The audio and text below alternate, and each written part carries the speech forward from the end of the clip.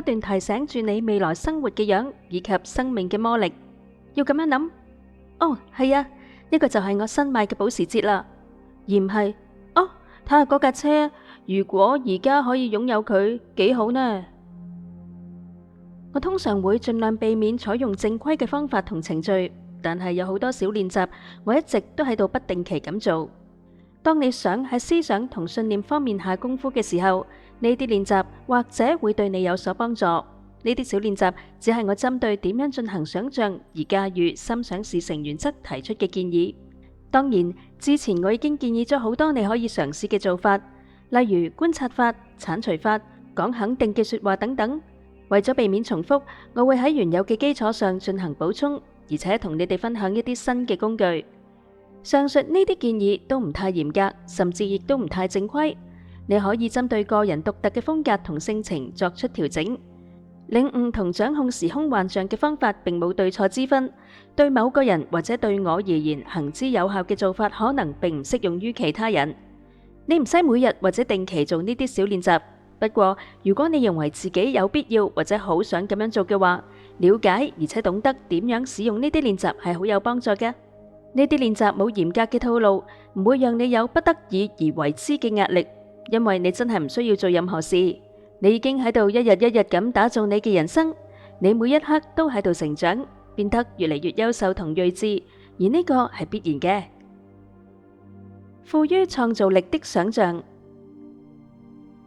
最好每日只係想象1至2次，每次5至10分鐘。我講過，你想象嘅內容最好就係一旦夢想成真，你希望感受到點樣嘅情感。另外，我再補充幾點，咁樣有助於你拓展同埋提升你嘅想象體驗嘅。剪貼簿和願景板。喺秘密呢本書建議使用願景板之前，我一早就開始用白紙製作剪貼簿啦。剪貼簿上面用膠水黏貼住我從時尚雜誌剪低落嚟嘅圖片，呢啲圖片象徵住我期待可以過上嘅夢想生活。我建議你亦都使用剪貼簿，當然使用願景板亦都係一樣，佢無非係用廣告紙板製作而成嘅大型剪貼簿。剪貼簿嘅玄機就係在於佢裏面貼滿咗你希望擁有或者體驗嘅最終結果嘅圖片，完全避開咗如何實現嘅問題。剪貼簿中，你並未採用如何實現夢想嘅圖片，比如去單身酒吧玩樂，或者為一份新工作東奔西走。你只係放入咗象徵夢想生活最終結果嘅圖片。而家為咗令到剪貼簿發揮更大作用，你仲可以添加紮引，佢可以係你講過嘅說話，可以係你從最喜愛嘅書中摘錄嘅片段，亦都可以係任何激勵你嘅事情。我通常係一頁貼圖片，另一頁貼紮引。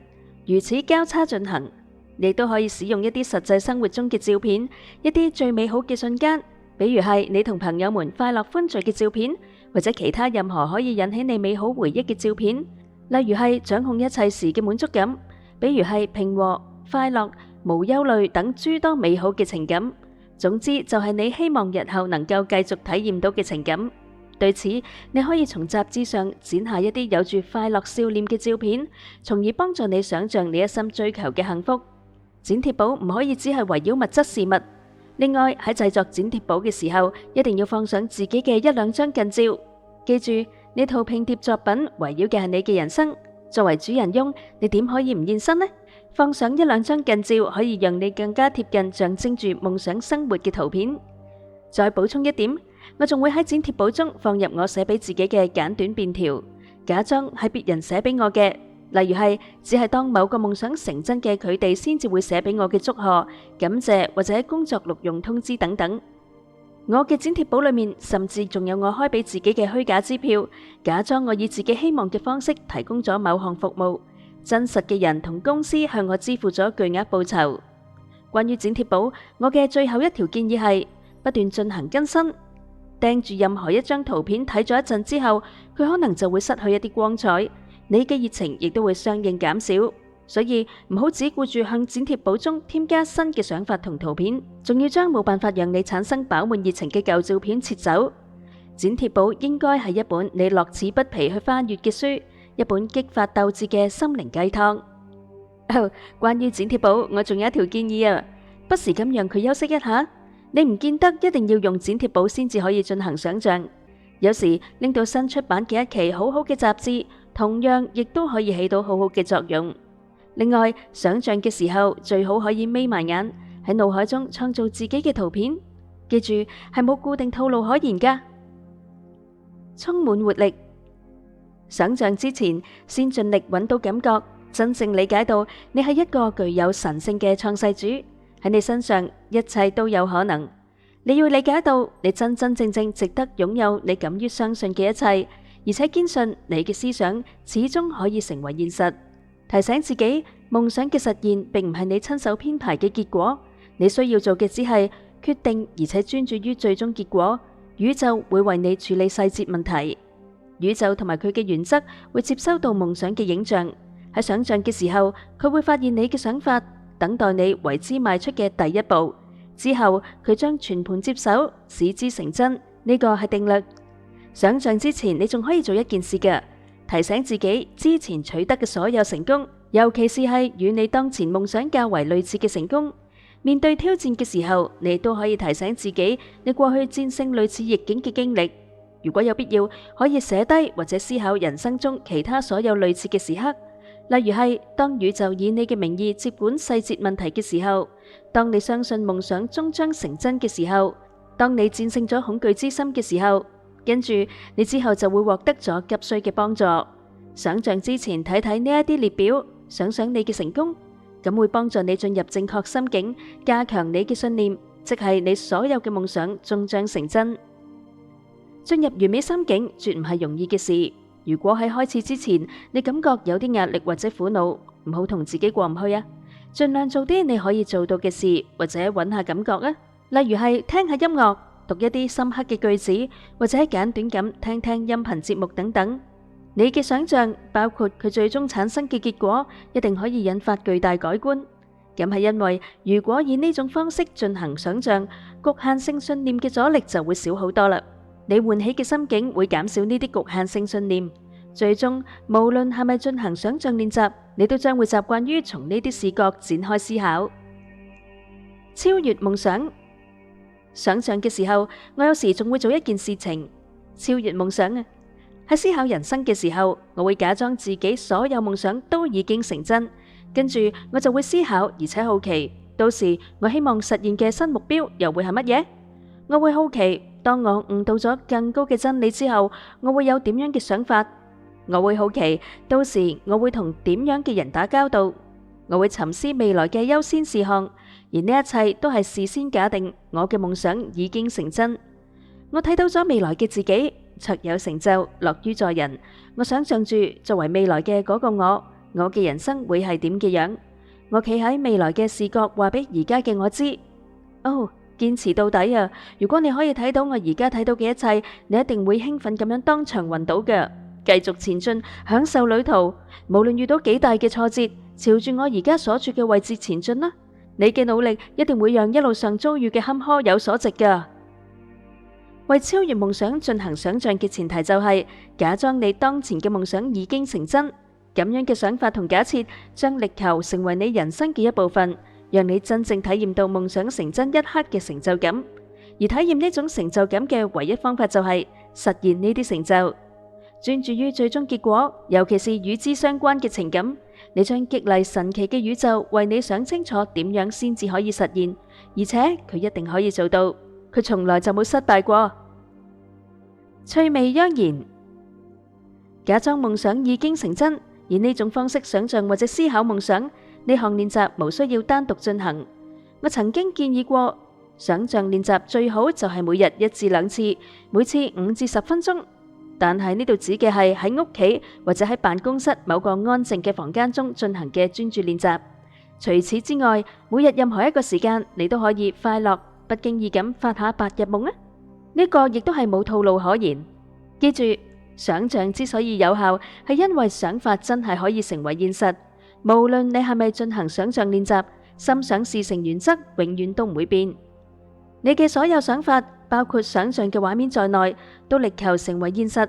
所以最好在家中、辦公室或者車中、公事包同埋銀包上都貼上提醒語，不不斷向你腦中灌輸你希望思考同埋體驗嘅嗰一類想法。充分利用雜誌中嘅圖片、個人相冊中嘅照片同埋勵志嘅扎印提醒自己。你亦都可以將能夠放進剪貼簿嘅圖片或者扎印貼到浴室嘅鏡、雪櫃或者電腦顯示器上，編織你嘅人生，讓提醒語不斷提醒住你未來生活嘅樣以及生命嘅魔力。要咁樣諗，哦，係啊，佢就係我新買嘅保時捷啦，而唔係，哦，睇下嗰架車，如果而家可以擁有佢，你話幾好呢？更加唔好咁樣諗，如果以後可以買落嚟，感覺應該會幾好喎。呢種想法就係喺度暗示佢可能會喺你嘅未來生活中出現。你要講，而家有咗佢，感覺真係好啦。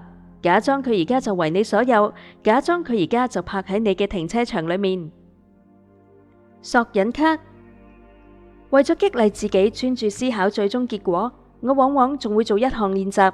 我過去一直喺度用記事簿做呢個練習，但係而家我更喜歡用3x5英寸嘅索引卡。我會極其詳細咁樣寫低要點，描述我想要得到嘅事物。喺使用索引卡嘅時候，我通常一張卡片寫一個主題，例如係 A 卡片針對我嘅工作或者事業，B 卡片針對我心儀嘅一款新車，C 卡片針對我想購買嘅一處房屋，D 卡片針對我希望獲得嘅啟悟同智慧，E 卡片針對我嘅短期目標，F 卡片針對我嘅長期目標。當然，你可以按照自己喜歡嘅方式去分類。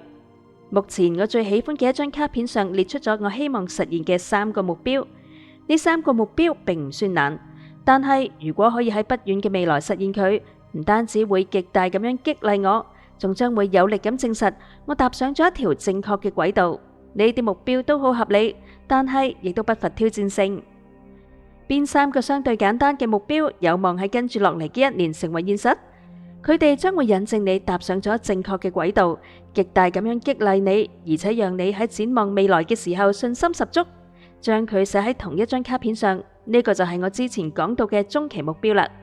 喺另一張卡片上，我分類寫低咗我從唔同嘅人嗰度獲得嘅讚美同表揚。呢啲係近期㗎，其他就係好耐之前嘅啦。佢哋通過他人嘅視覺向我證實，令人興奮嘅事物正喺前方等待住我。我擁有無限嘅潛力。再次閱讀嘅時候，呢啲讚美同表揚係如此真切，仿佛我又一次聽到咗啦。佢哋撩動住我嘅心弦，激勵住我，讓我嘅情感更加強烈。喺另一張卡片上，我描繪咗我下一處房產嘅樣。佢坐落喺湖泊之上，好現代，有壁爐、泳池，環境好靚，有通往自然景觀嘅小徑，一個現代嘅碼頭，一條船用斜坡道同埋一口井。井水清澈透明，而且可以飲用。瓦面屋頂，高高嘅頂棚，風景美妙絕倫啊！佢位於紅泛區之上，牢固堅實，幾乎唔需要任何維護等等。卡片涵蓋咗每一項我可以想到而且希望擁有嘅特色。寫呢張卡片就好似係用文字生動咁樣描繪夢想生活嘅畫面。喺創建呢啲列表嘅同時，你描述嘅畫面仿佛就喺眼前啦。呢啲卡片或者列表唔單止會喺製作過程中激勵你，而且之後你亦都可以參考佢哋，將佢作為想象嘅基礎。事實上，喺辦公室裏面靠牆嘅角落裏面，我堆放咗幾十張卡片啊！我會不斷補充或者修改呢啲卡片，或者撇低嗰啲舊嘅失去激勵效果嘅卡片，始終讓剪貼簿嘅內容保持新鮮。我有時可能幾個星期甚至幾個月唔去掂呢啲卡片，而有時我每日都會使用。信仰在行動，信仰行動威力巨大。我哋首先嚟溫習一下信仰行動啊。佢指嘅係根據夢想採取嘅實際行動，假裝夢想已經實現或者即將實現。舉個例子，製作一本剪貼簿唔係信仰行動，但係偶爾信心十足咁揮霍錢財就係啦。盡管原本嘅嗰個你會話，嘿，你買唔起呢樣嘢啊。喺呢度，針對乜嘢係合理嘅行為，我哋明確一下界線啦。喺做呢啲事情嘅時候，既要努力改變之前嘅思維模式，又唔可以危及整體嘅經濟穩定、健康或者平和嘅心態。唔可以將信仰行動變成唔計後果嘅行為。舉個例子，正如之前所講，打住信仰嘅旗號債台高築，咁絕對係冇必要嘅。好多時候，物質或者精神上嘅富足唔使花錢就可以得到。呢個係一條好清楚嘅界線，你需要通過直覺予以界定。正如之前建議中所講，你可以提前寫低信仰行動，每日完成1至2件。隨住你逐步意識到呢一切嘅運作機理，不經意嘅時候，你就會發現機會，讓自己稍稍背離舊有嘅思維模式，而且依據你希望持有嘅新信念採取行動。無論係邊種情況，每日都至少完成1項信仰行動，因為喺99% 嘅情況下，信仰行動基本上係冇成本嘅，但係佢對你心理嘅影響卻係無法估量㗎。信念係創造人生變革嘅核心所在，永遠唔好停止實踐同發明呢一類練習，咁係有助於確保你嘅信念同夢想生活保持一致。內心世界的對話。首先，揭示局限性信念嘅首選工具就係每一日不斷培養你對所思、所講、所做之事嘅認知，咁就好比係擁有一名正在執勤嘅哨兵或者守門人，為你過濾每一個想法，尋找存在局限嘅地方，又或者咁就好似係電腦中使用嘅殺毒軟件，為你檢查你打開過嘅每一個程序同附件，防止電腦遭到病毒感染。你而家可能喺度諗，對於揭示根深蒂固嘅局限性信念而言，呢個工作太容易啦，又或者呢種做法根本就係冇用，因為好多局限性信念都係無形嘅。事實上，揭示局限性信念絕對唔係一項艱難同複雜嘅任務，除非你係咁認為啦。佢其實好容易、好有趣，亦都好簡單嘅啫。作出承諾，喺觀察所思、所講、所做之時嘅時候，你會一直處於警戒狀態。咁樣最終嘅發現將會令你大吃一驚。當你發現自己的確存在某種局限性思維或者行為嘅時候，喺之前所講嘅基礎上，我再拓展一點，唔好只係對自己講，弊啦，我又犯咗呢個毛病啦，我唔可以再係咁樣去諗問題噶啦。你要認識到你嘅思想或者行為係局限性信念嘅產物，而且呢個局限性信念至今仍然存在住。一旦發現自己表現出某種局限，立即對此採取行動，揾出呢條信念，將佢剷除、取代。總之，一定要採取措施，因為你已經離佢好近啦。如果想制定列表，而家就開始寫低你嘅信念啊！但係無論寫定唔寫，你都應該思考，而且問自己，點解你會咁樣諗問題？原因喺邊度？你嘅感覺呢？局限性想法嘅背後隱藏住乜嘢？你接受咗點樣嘅信念？你係咪可以換個角度看待現狀？當你想知道你係咪存在局限性信念，當你想採取一種主動做法嘅時候，一個小秘訣就係問下自己問題啊！將你希望請教大師嘅問題拎嚟問你自己。呢啲問題關乎你自身，關乎你嘅人生同你面臨嘅挑戰。問題具體到乜嘢程度由你決定。舉個例子，你可以咁樣問：我從呢一個狀況中獲得嘅最大啟發係乜嘢？點解我會選擇呢一世？係咪存在其他方法可以讓我揾到有創造力、有成就感嘅工作？點解我會感覺無力、心碎或者迷茫？關於富裕、健康以及人生中嘅各種關係，邊啲方面係我一早就應該認識到嘅呢？通常我會假裝我喺度向更高嘅自我提問。如果你想咁樣做，你可以向宇宙、上帝或者任何你尊敬嘅神寫出呢啲問題，跟住你自己嚟回答呢啲問題。假裝你就係宇宙、上帝或者係你更高嘅自我，或者假裝呢個問題係由一位要好嘅朋友向你提出，佢期待而且需要你作出回答。如果你唔確定應該點樣作答，咁就假裝你知道而且給出你嘅答案呢？編寫一下，講出你認為對嘅答案，咁樣試一下，因為我知道結果一定會令你大吃一驚嘅。我重申一句，咁係冇套路可言噶。不過每當我喺紙上面或者電腦上面寫低問題同答案，我都會收到不可思議嘅成效嘅。對我嚟講，最有用嘅方法仲包括提出一個問題就馬上作答，而唔係先寫完一大堆問題再逐個回答。採取前一種做法，往往就會開始一場對話。起初，我嘅回答中偶爾仲會出現作為回答又丟回我嘅問題。咁樣會強迫我重新審視我嘅想法，或者重新審視促使我最初提出問題嘅潛在假設或者信念。有時呢種反覆問答會持續一段時間，但係喺某一刻答案就會開始湧現，從中我深受啟發。與練習開始之前相比，我對自己、我嘅視覺同信念有咗更好嘅理解。有咗理解呢一個靈丹妙藥，好快我嘅世界又重返正軌啦。如果你堅稱呢一種做法好難，或者堅稱你嘅信念係無形嘅，最終你只會一無所獲。你要不斷咁話俾自己知，最終嘅發現會令到你大吃一驚。呢種做法好容易，你嘅局限性信念已經暴露，你正在取得長足嘅進步。理智分析練習。當你身處某種特殊困境嘅時候，例如你冇辦法實現突破，過上富有嘅生活，或者你正面臨某種恐懼，又或者你正面臨某項挑戰，例如係減肥。喺呢種情況下，理智分析練習可以收到最佳成效。最好係可以採取書面形式，當然採取乜嘢方法係次要。如果你喜歡每日朝頭早揸車返工，或者夜晚散步嘅時候進行呢項練習，亦都係可以嘅，只要可以收到成效就得啦。呢項練習要求從物質層面同埋精神層面分析，點解當前挑戰嘅出現係唔應該或者係冇道理嘅。例如，如果富裕一直喺度同你捉迷藏，咁就好好分析一下，你點解一直冇可以實現佢？列出你對世界存在價值嘅特點同埋品質。可能嘅話，回憶一下呢一個問題出現之前你嘅種種人生經歷，提醒自己呢一個絕對事實：財富同貧窮一樣，完全係你關注焦點嘅產物。舉出證據證實其他人點樣輕輕鬆鬆就獲得咗財富等等。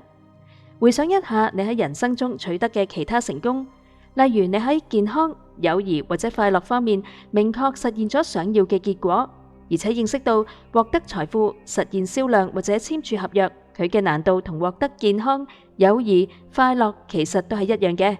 關鍵都係在於你持有嘅信念。問自己咁樣嘅問題，例如到目前為止係乜嘢一直阻止我理解同認同我嘅創造力、我嘅智慧？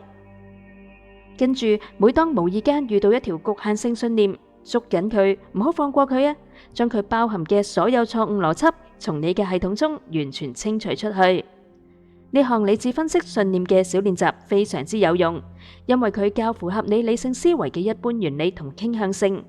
呢個係一項切實可行嘅小練習，有時佢可以揭露出一直阻礙住你嘅嗰啲思想同埋信念嘅真面目，讓你認識到佢哋嘅荒謬。假裝夢想已成真，呢條技巧你可以嘗試一下，佢既有趣又容易，不過佢至少需要2個人參加。過去同母親、哥哥合作共事嘅時候，我哋經常都會做呢個練習。我哋每個星期見面食早餐，關注近期事務，討論公司營運問題。早餐會議結束前，我會開始講述啱啱完成嘅幾件奇妙嘅事，例如同日本、瑞士、南美嘅分銷商開會。我會詳述我哋正喺度努力爭取嘅訂單同大額合約。我會談論我乘坐私人飛機旅行過嘅地方。我會建議之後幾次召開家族商務會議嘅時候，我哋應該喺倫敦麗茲酒店飲下午茶。畢竟我哋手頭上都有英國嘅項目喺度運作，等等等等。當然，上述嘅呢啲並冇真正發生，只係幻想嚟嘅啫。但係我喺講嘅時候就會假裝呢一切都係真嘅，佢哋亦都會專心咁聽住，假裝一切都係真嘅。佢哋會同任何一位商業合夥人一樣認真咁提出問題，我亦都會作答。跟住我會將發言權交俾母親，詢問母親最近荷里活有啲咩新鮮事。佢會話佢喺荷里活邀約不斷，製片人想將佢嘅幾本書翻拍成電影。佢已經就改編劇本事宜同皮爾斯伯格面談咗幾次，佢仲出席咗幾場盛會等等添。哥哥跟住就發言啦，佢會抱怨我嘅私人飛機太細，容納唔到佢嘅隨行人員，而且吹噓佢要購買一架更大嘅飛機，需要嘅時候我可以借用。我哋要喺全球增加更多嘅業務點。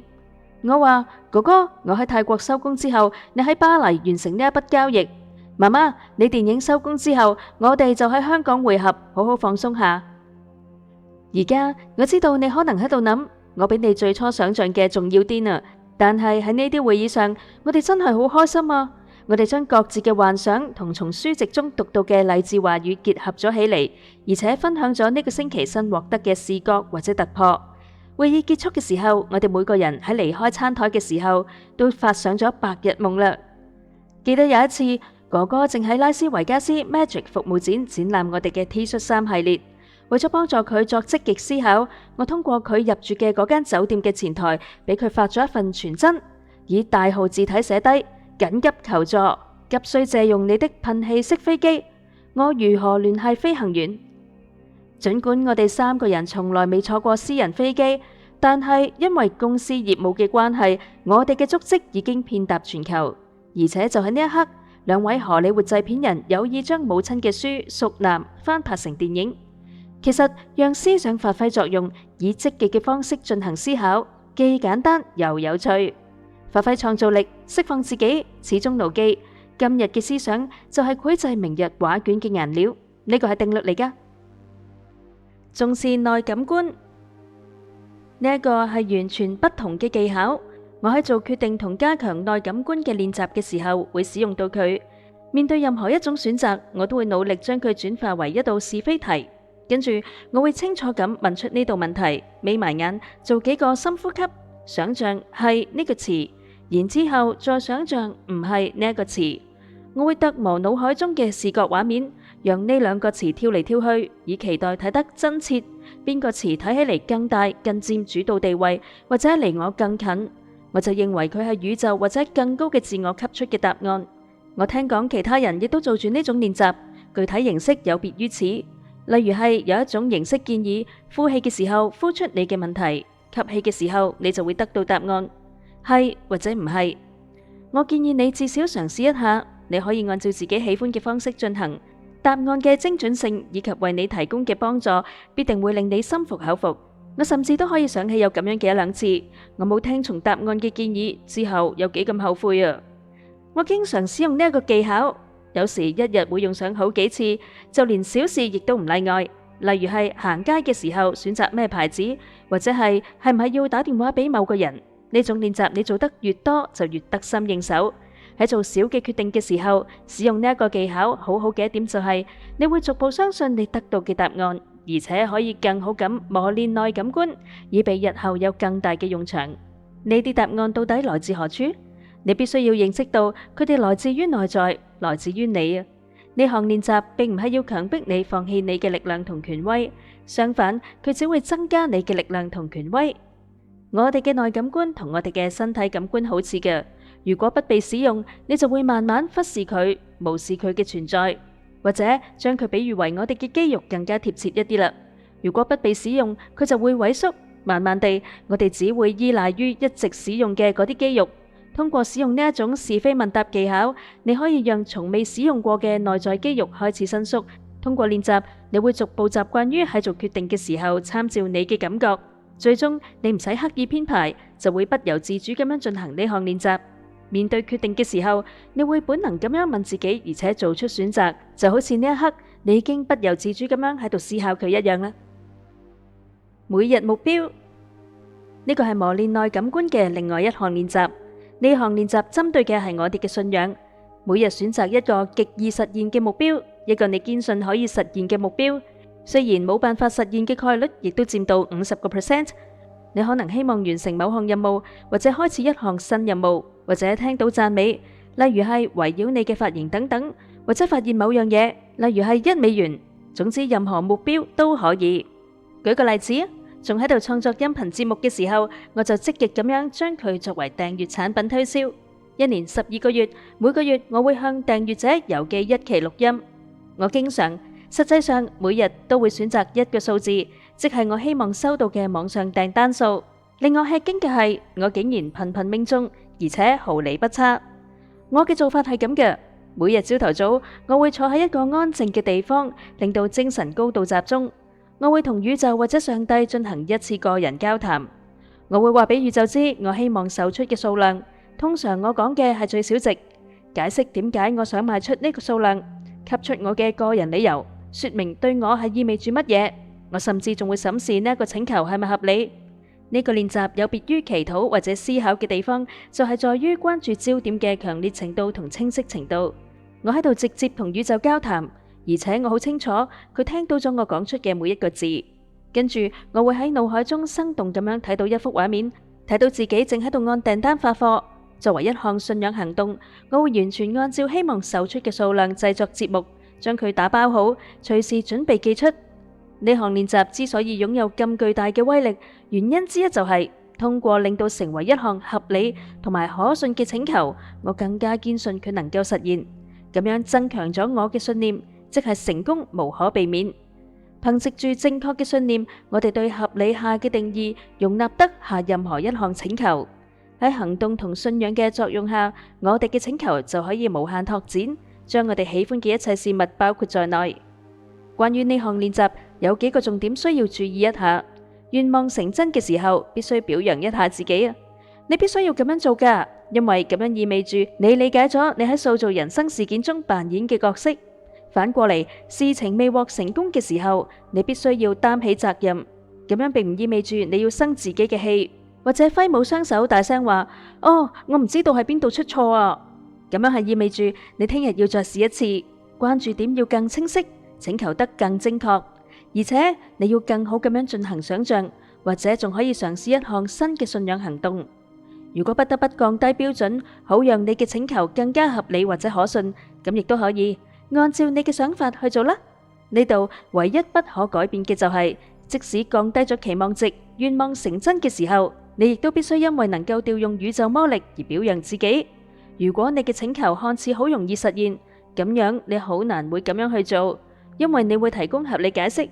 哦，有冇宇宙嘅幫忙都係會發生㗎啦。避免將宇宙魔力合理化嘅最佳做法就係堅持每日進行呢項練習，經常去做，你會發現伴隨住願望成真出現嘅種種玄妙，你將會增強呢一個信仰，向宇宙提出請求，跟住你就會獲得最終結果。冥想，如果你同我之前嘅狀態相仿，咁樣喺聽到呢一個詞嘅時候，你馬上就會心生內疚，因為你覺得呢一個係一件你一早就應該做，但係一直冇做嘅事。事實上，有冇必要咁內疚？我講幾個我嘅想法啦。首先，對於人生或者啟蒙者嚟講，唔存在應該做乜嘢。其次，喺某種程度上，雖然可能冇盤腿靜坐，但係你已經喺其他嘅方式冥想啦。冥想係一個人進步同成長必須要做嘅一件事，但係喺我眼中係一種誤解。我再重複一次，一個人進步同成長唔存在任何必須要做嘅事，並無套路可言嘅。冥想有住好多神秘嘅含義，看似超出咗普通人嘅層面，但喺現實中，冥想同心情一樣，存在住好多唔同嘅形式。事實上，人生就係一場大冥想，人生完全就係思想嘅集合。佢以呢種或者嗰種嘅方式關注住一切，所有嘅方式都係好嘅。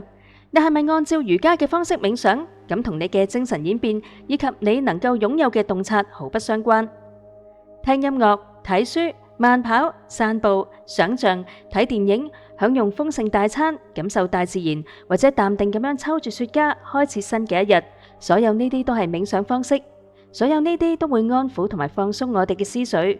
佢讓我哋獲得咗其他方式，讓我哋體驗唔到嘅關注點。我認為重要嘅唔係啲人點樣喺思考上花時間，即使咁係意味住可以平靜佢哋嘅思想，而係啲人應該按照有益於自己嘅頻率去冥想。我係咪每日都會花時間清理所有嘅想法？唔會。呢種冥想形式係咪有益呢？當然。不過食紅蘿蔔亦都有益，我卻基本上從來都唔食。但係咁樣並唔意味住我唔食其他嘢喎。未來某一日我可能會定期做住呢種練習，但係喺之前，我想講嘅係我嘅靈性或者我了解自身嘅決心，絲毫不亞於嗰啲靜坐冥想嘅人。我有住自己嘅冥想方式，雖然佢可能並唔正統。採取行動。針對我哋每日面臨嘅所謂唔起眼嘅挑戰，我想講下我嘅幾點想法，提議幾個技巧俾大家參考下。克服阻力，冇乜嘢比唔採取行動可以更快扼殺一個奇妙嘅想法啦。喺啟動一個新項目嘅時候，大多數人都會出現呢種情況，無論項目規模好細定係大到足以改變我哋嘅職業生涯，我哋往往都會感覺到來自於自身嘅阻力。大部分情況下，呢種阻力源自於懷疑或者恐懼，佢容易讓我哋產生猶豫。畢竟冇人想要喺某個追求上浪費時間，可能係幾日、幾個星期或者幾個月之後，我哋就會改變心意，選擇放棄。咁樣會浪費好多精力，而且即使有時我哋好清楚自己想要啲乜嘢，我哋仍然會猶豫不決。喺猶豫中，我哋失去咗關注嘅焦點，令到夢想嘅實現岌岌可危。這就行動起來吧。針對呢種阻力，我嘅第一條建議就係，無論想做乜嘢，就行動起嚟啦。你而家唔使去諗點樣完成嘅問題，想做一件事又覺得唔知道應該從邊度落手。對此，我嘅最佳做法就係騙自己去做。我會公然對自己講大話，我會話俾自己知，我需要做嘅只係破冰，只係咁啫。我只需要付出一點點努力，一旦完成，我就可以收工，等到第二日再繼續。事實上，一旦開始咗，我就會想再做一啲，再做一啲，跟住落嚟呢個項目就進入順利運行狀態啦。之所以能夠取得咁樣嘅結果，係因為我知道我喺度騙自己行動起嚟嘅時候係喺度講大話。但係無論點講都好啦，呢個方法都好有效㗎。第一次使用呢個方法係我喺度為馬拉松比賽訓練嘅時候，鬧鐘每日凌晨3點半會響，咁樣我就可以喺返工之前去跑步啦。老實講啊，凌晨3點半鬧鐘響嘅時候，我唯一嘅念頭就係抌爛個鐘，跟住再瞓返，而且俾自己揾理由，例如係收工之後再跑啦。但係我知道咁樣唔可能起到啲咩作用，所以凌晨3點半嘅時候，我就會話俾自己知，如果唔想跑嘅話，我可以唔使去，但係至少要起身去洗手間。喺呢個時間點，同跑12英里相比，為咗去一次洗手間而起身要容易得多。但係一旦起咗身，着咗短褲同埋鞋，開始喺黑暗中跑步，亦都容易得多啦。呢個方法屢試不爽，儘管每次用嘅都係同樣嘅謊話。當然喺啟動某一個項目嘅時候，我會同自己講各種各樣嘅謊話，或者話我哋可以用更好嘅方式看待呢一個問題。我改變咗我嘅關注點同視覺，而根本唔係講大話。我將注意力從一項看似冇辦法完成嘅任務上轉移，選擇只係關注下一步。呢種做法適用於你可以想到嘅每一個項目。啟動某一個項目嘅時候，只係關注眼前嘅事，而唔係聽日或者下個月你需要做啲乜嘢。每次工作1日，每次工作1個小時，或者每次工作1分鐘，呢個就係你踏上最漫長旅途需要做嘅一切啦。換一種視覺看世界。克服阻力嘅第二個技巧就係換一種視覺看待手頭上嘅任務。大概12歲嘅時候，我曾經有過一次至今難忘嘅經歷。孩提時代，我嘅生活中始終不可或缺嘅係單車。我喜歡冒險，幾乎以單車為家，騎住佢四處遊玩，直至爆胎，我先至會停低落嚟。喺修理方面，我笨手笨腳，收過嘅嘢通常都要再收一次。呢一項係我冇辦法完成嘅任務，一項我會無限期延後嘅任務。對我而言，漏氣嘅車胎意味住跟住落嚟嘅幾個月裏面，我冇單車用啊！直至後來，一個強悍嘅小鄰居，一個比我小1歲嘅孩子，改變咗我嘅視覺啊！佢叫做比利，佢有一啲好有型嘅越野車車輪，我好想以幾美元一個嘅價格買落嚟。起初佢開價好高㗎，但係有一日佢將價格降低咗。不過唯一嘅問題係其中一個車胎係扁嘅。我心諗，唔怪之得佢想出手啦，原來都係垃圾嚟嘅。我知道如果我買咗，佢會永遠都係咁樣扁住喺我嘅車庫裏面，所以我話唔得，呢個車胎扁咗嘅，你傻嘅咩？竟然想將佢賣俾我？比利迷惑不解，佢望住我話：咁又點啫？整下咪得咯，5分鐘就搞掂啦。唔得噶，我先至唔會上當啊！佢就話啦，好簡單啫嘛。跟住落嚟，佢再補充話：嚟啊，你睇住啊！之後就喺原地大約5分鐘嘅時間，比利拆卸輪胎，取出內胎，充氣，放喺桶中，發現漏洞，放咗內胎嘅氣，黏上補片，等膠水乾咗就得啦，聽日騎得噶啦。但係佢並唔知道呢個舉動對於我嘅人生產生咗點樣嘅影響啊！我拎住新嘅轆同車胎返咗屋企，心諗自己真係好蠢啊！點解我一直會將整車睇到咁難嘅？我一直喺度想呢個問題。我想起咗，因為呢一個錯誤認知，我踩唔到單車嘅所有時刻。我哋總係花咁多時間辯解某件事好難，或者佢點樣冇辦法完成。但係事實上，有辯解呢啲站不住腳嘅立場嘅功夫，所有嘅工作其實一早就可以完成啦。而家問下自己，喺人生中，你認為乜嘢事好難？係養育子女、享受工作、完成某項工作任務、理解你嘅配偶、減肥、早啲起身、戒煙，定係賺到100萬美元？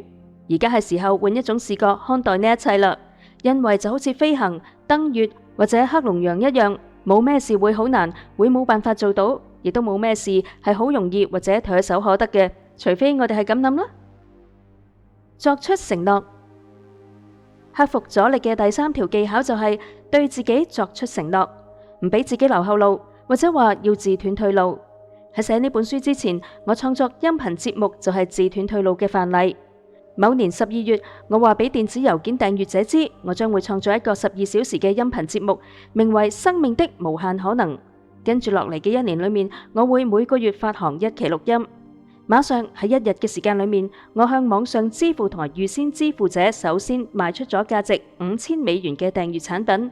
而喺當時，我甚至仲未知道第1期錄音要講啲乜嘢。當時只有2個星期嘅時間啫。如果食言放棄，我肯定要同每一個訂閱者聯絡，而且發放退款。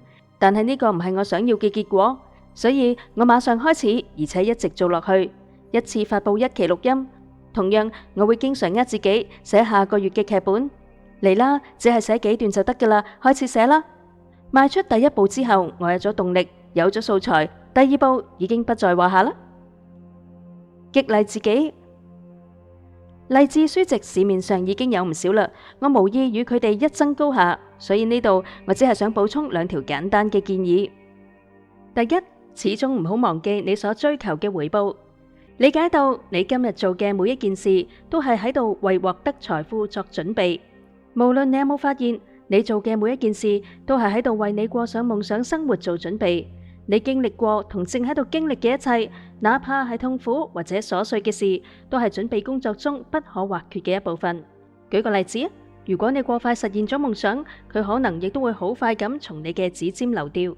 但係而家唔同啦，你已經做好咗準備，已經奠定咗牢固嘅基礎，咁樣先至係看待你走過嘅路同埋正喺度採取嘅行動嘅正確方式，即係將佢看做係實現夢想生活接受嘅培訓同埋所做嘅準備。咁就好比係你正喺度行樓梯，但係唔知道佢通往何方。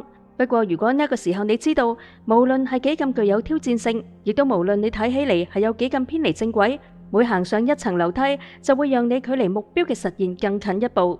咁樣你向上再行一層嘅動力就會更加大啦。不斷提醒自己點解你要做你正喺度做嘅事。想象住你一直期盼嘅榮耀、成就感，以及佢將為你嘅人生帶嚟嘅其他種種驚喜。第二，唔好忘記全局畫面，呢場人生之旅係最偉大嘅探險。我希望跟住落嚟嘅呢句說話唔會讓你震驚或者覺得可怕。我哋所有人，包括你在內，總有一日都要離開呢個世界嘅，係咪？所以就行動起嚟啦，捉緊啲，太陽正喺度普照萬物。而家輪到你登上人生舞台啦，儘管呢個舞台唔係始終為你所有。如果你可以想到呢一點，希望佢可以激發起你嘅鬥志啊！因為佢真正想講嘅係，你冇乜嘢好擔心嘅，嘗試你想嘗試嘅一切，你冇乜嘢可以失去嘅。人生呈指數般咁回報住你嘅努力，因此你無所事事嘅時間越少，人生嘅回報就會越大。讓壓力就此打住。最近壓力呢個話題本身就值得寫一本書嘅啦，我只係簡單咁講幾點我嘅想法。對我嚟講，壓力主要係信念嘅產物。啲人總係認為必須要喺物質層面戰勝前方道路上嘅每一個障礙，而唔肯認同人生真正嘅工作實際上係喺精神層面完成嘅。我哋嘅壓力源自於執着，源自於我哋喺物質層面操縱時間、空間同人生嘅渴望。要知道，你只需要掌控人生同你夢想嘅實現。如果唔係，冇呢種能力同力量，你又點可以過上夢想生活呢？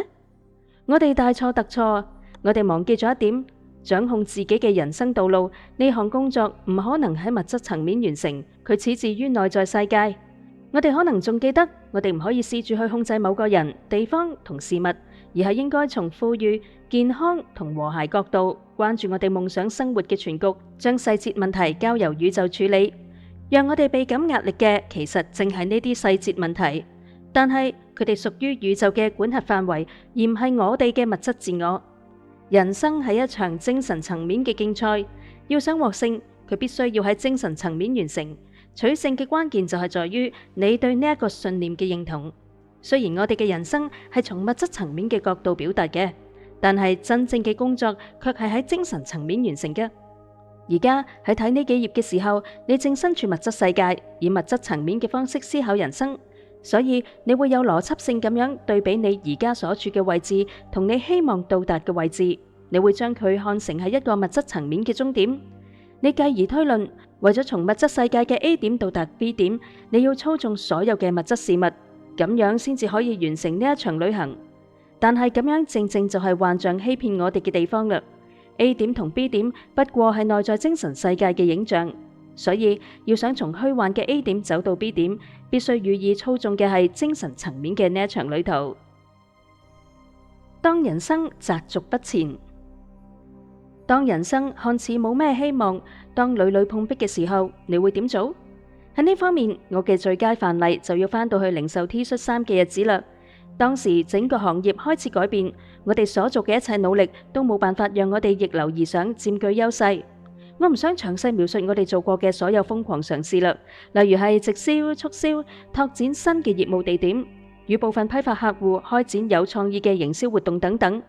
呢啲努力大多需要近1年嘅時間嘅實施同埋檢驗。最後我哋認識到每一種嘗試都冇咩效果，跟住我哋決定採取一種終局性嘅解決方案。關門大吉，退出呢個行業。當然，當時亦都有其他嘅選擇，但係基於種種原因，例如係我哋希望喺財務方面能夠承受住，而且唔會造成任何不愉快嘅影響。最終我哋選擇咗呢一個解決方案。而家回過頭嚟睇，我哋一早就應該咁樣做啦。不過喺當時呢個決定簡直係太折磨人啦，就好似係某樣嘢死咗，或者更糟糕嘅係我哋扼殺咗一個夢想。我哋覺得自己係喺度放棄夢想，而從某種意義上嚟講，的確係一種放棄。有時人生似乎停步不前，咁係因為我哋過於沉迷於點樣喺物質層面取得進展，而忘記咗你喺精神層面真正追求嘅係乜嘢。你拒絕讓宇宙、夢想同思想為你搞清楚點樣進展，拒絕佢向你展示每一個可能嘅備選方案，包括嗰啲對你作出錯誤決定提出質疑，甚至係構成威脅嘅備選方案。你要求事物必須按照某種方式發展，而且更糟糕嘅係，你不斷提醒自己一切都有可能，心想事成，夢想注定會成真。或者你仲會揾理由話，你正喺度經歷嘅挑戰同困難係成功嘅必經之路。